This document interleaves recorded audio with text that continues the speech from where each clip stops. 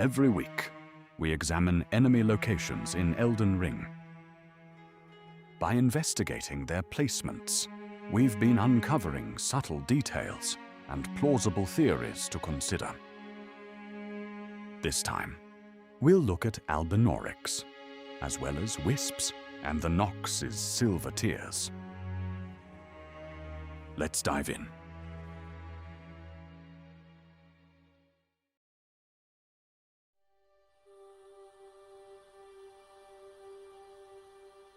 Albinaurics are artificial beings, said to have been created by a primordial drop of dew. The older generation resemble frail old men with long beards, unable to stand due to their fading legs.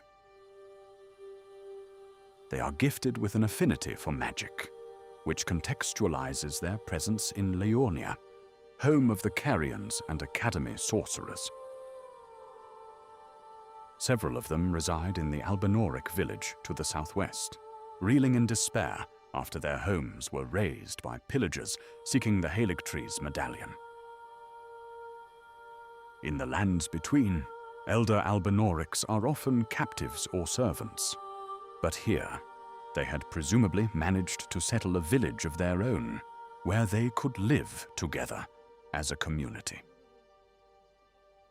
Prior to the recent massacre, it seems they lived here in peace, probably thanks to the Carians' protection. As a matter of fact, we find more of them on the lower levels of Carrier Manor. They were either guests or servants, while some of them seemingly contributed to magical studies. These include Pidia, the scheming puppeteer, hidden on the upper level of a building. He's been controlling Saluvis from here, using him to expand his collection of living puppets. Within the Volcano Manor, we find a prison town guarded by man-serpents. Many Albinaurics have been imprisoned here in dreadful conditions, which evidently drove them mad. We never learn why Rykard had such an interest in torturing them. Perhaps he was enacting his mandate as praetor, imprisoning outcasts of the Golden Order who lack the grace of gold. Alternatively, maybe he was seeking information on the Haligtree and the Empyrean twins, the Albinaurics' greatest allies. Similar variants are found on the lower district of Leyndell, in the shadow of Gran Sax's wing. One of them lies near the well that leads to the sewers, while others dwell in dark alleyways and ruined houses, out of sight of the capital's knights. Based on the placement of Leyndell's enemies, they were evidently treated as a lower caste of society. A few more are located in Castle Saul, the snowy fortress north of the mountaintops. They lie in a room full of cages and torture devices, which is surprising given the castle's ties to Miquella. Perhaps they came here in search of the Haligtree's medallion and got imprisoned by banished knights for breaking in.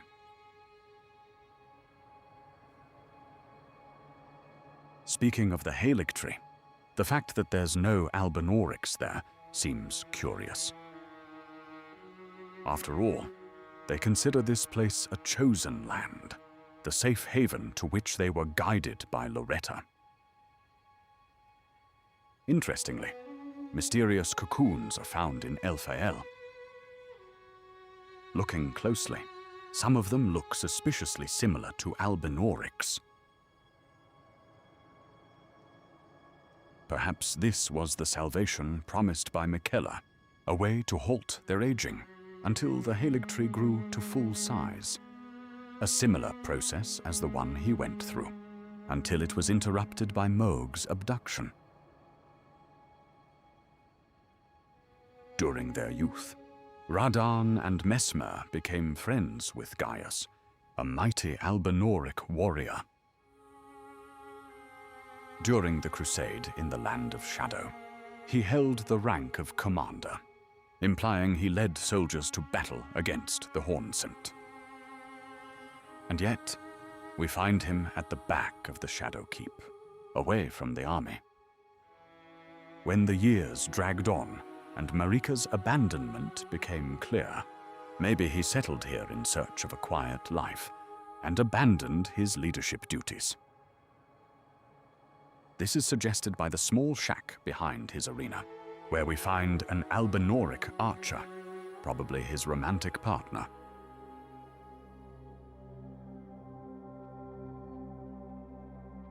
The female of the species are expert archers, who form bonds of kinship with wolves.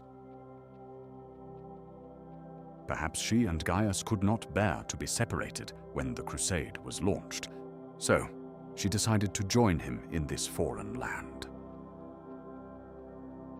Albinaurics lack the grace of gold, so maybe she was tolerated on behalf of Gaius's brotherly bond with Mesmer. During our journey through the lands between, we meet Latenna, who escaped the village's massacre and found refuge in a crystal cave near the Laskiar ruins. This cave is quite large and full of hostile demi-humans, making it a logical place to hide from assassins.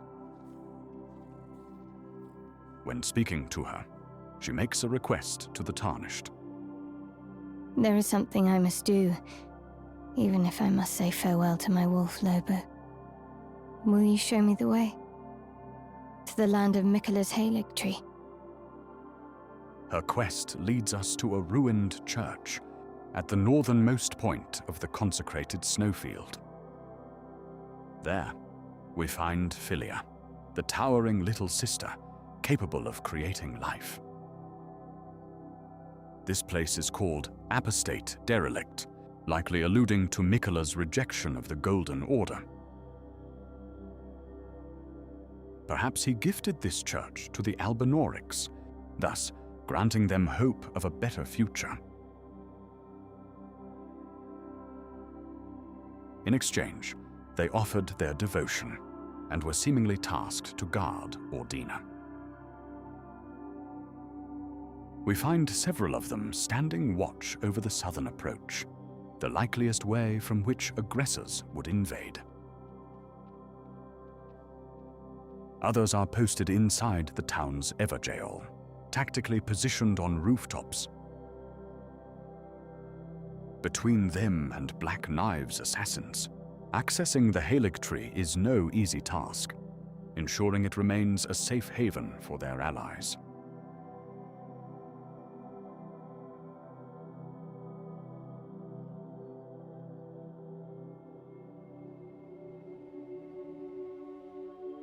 The younger generation of Albinaurics have larger bodies, with round bellies and frog-like faces. Unlike the elder variant, these ones have functional legs, which might be a trade-off for their lower intellect. A large group of them dwells in the sunken township next to the academy, known as the Academy Gate Town. Perhaps they were created here before the Shattering, to serve as menial slaves or guards, for instance. In the current age of conflict and decay, they banded together and took up arms, which allowed them to remain free. Some of their weapons resemble the shape of Miquella's rune, hinting that they share similar beliefs to those of their elders.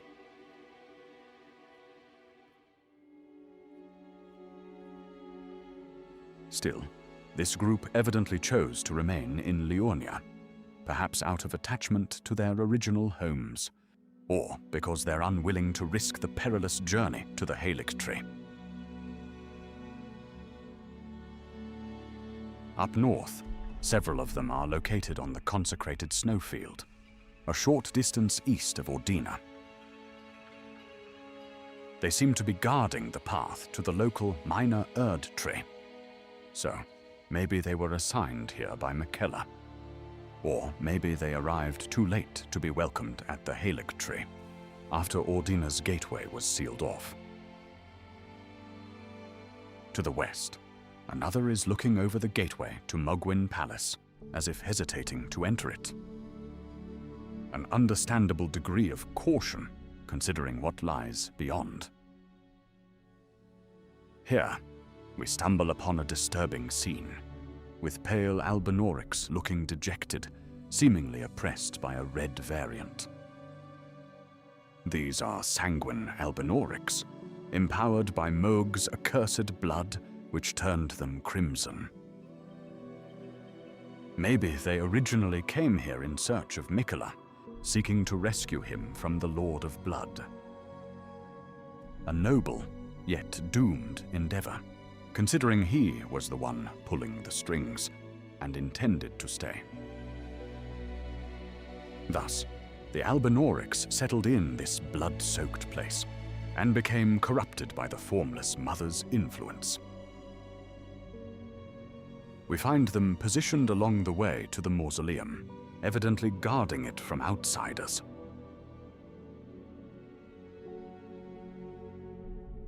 Up near Mohg's throne room, there's also this large group, gathered behind a sanguine noble. This highlights their usefulness as fodder troops for Mohg's forces, who surely welcomed the opportunity to bolster their ranks.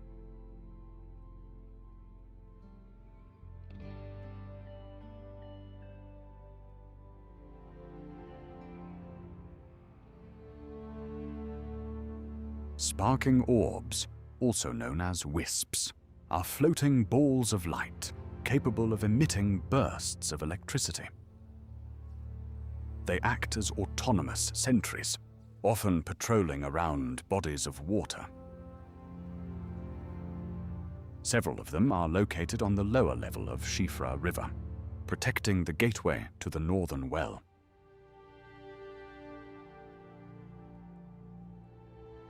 These are considered sacred grounds by ancestral followers. So, maybe they created the wisps as a defensive measure. West of the consecrated snowfield, we find more of them hovering near ancient bowers. Again, ancestral followers dwell nearby, confirming a connection between them.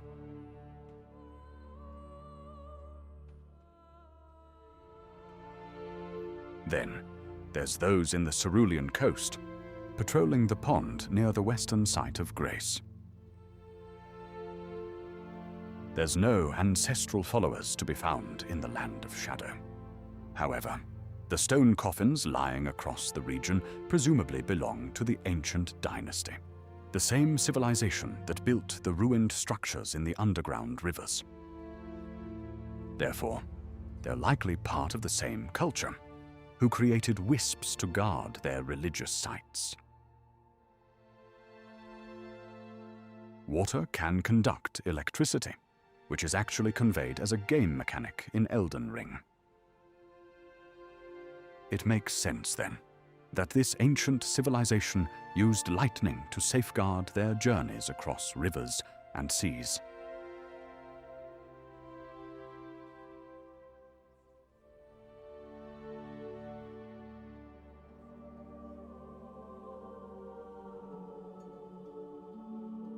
In their attempts to forge a lord, the Nox of the Eternal Cities created silver tears. These formless creatures resemble viscous silver slimes, though they're capable of morphing into other forms as well. Many of them dwell in Nokron, especially along the avenue that leads to the Chair Crypt. This structure contains the Fingerslayer blade, a rare weapon born of a corpse, uniquely capable of hurting the Greater Will and its vassals. It is considered proof of high treason, explaining why the Nox placed so many silver tears to guard it. In the nearby building, One of them has taken the form of a sphere. It rests on a round pedestal, alluding that the Nox took great pride in such craftsmanship. Another one guards the upper walkways of Noxtella, blocking the path up to the main cathedral, where historical relics are stored. Others roam around the city's lower levels, and near the elevator to the south exit. These are infused with lightning, much like the nearby Dragonkin soldier. They were probably electrified to make them more effective in combat, in the dark and humid environment of the underground rivers.